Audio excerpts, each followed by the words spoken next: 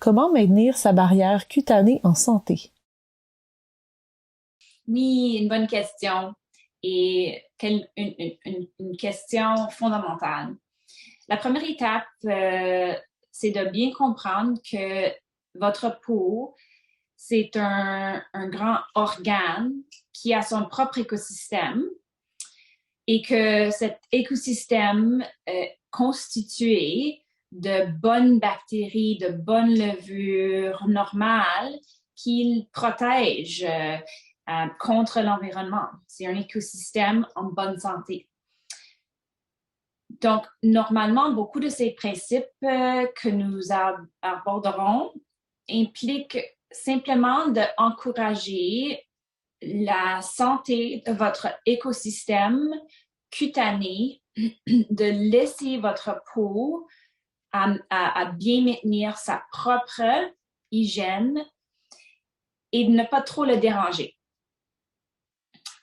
Et c'est particulièrement important dans le contexte d'une pandémie parce que nous devons nous laver fréquemment les mains, par exemple, avec de l'eau, du savon et des produits qui peuvent abîmer, irriter et sécher la peau.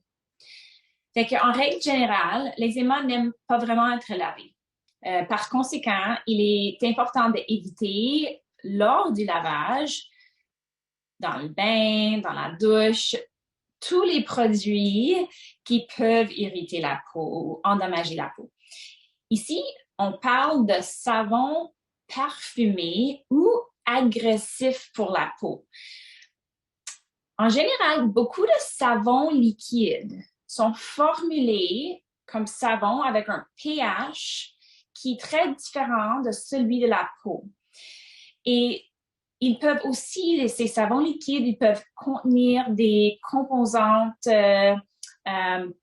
des conservateurs, des produits chimiques, mais aussi des huiles essentielles avec des fragrances, ou c'est aussi des produits chimiques qui peuvent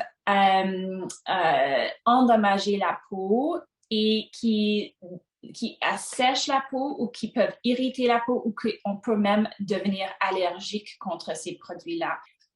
Alors, en ce qui concerne le choix d'un nettoyant, je conseille souvent de chercher des produits si vous allez laver la peau, surtout si c'est dans des régions où que vous n'avez pas nécessairement besoin de vous savonner ou de vous laver partout, mais si vous choisissez de nettoyer ces régions du corps, de choisir quelque chose qui s'appelle un détergent synthétique qui est vraiment ciblé,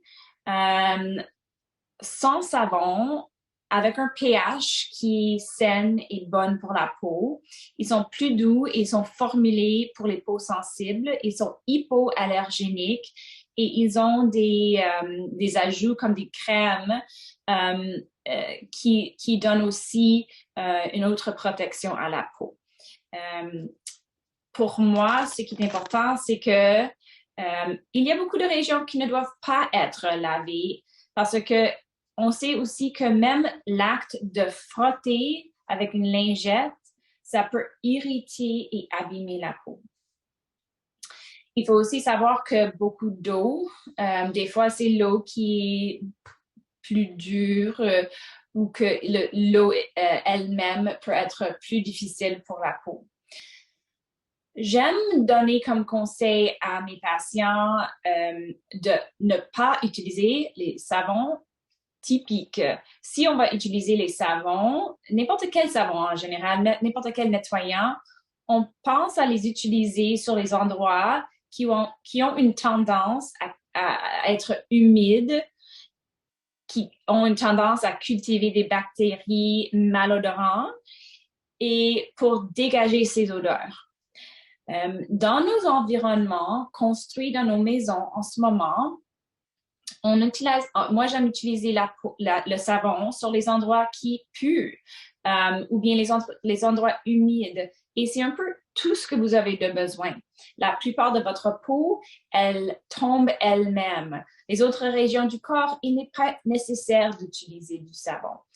Le simple fait de submerger la peau dans l'eau est suffisant. Il est aussi important de rappeler d'éviter le plus possible de frotter, d'exfolier la peau de manière excessive, car cela crée des micro-blessures sur la surface de la peau et peut conduire à une activation de l'eczéma à la long terme.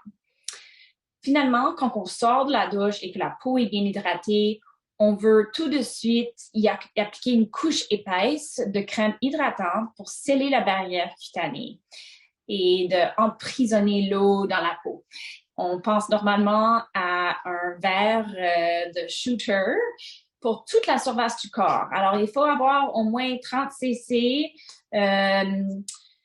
2 cuillères à table pour toute la surface du corps chaque fois qu'on se crème.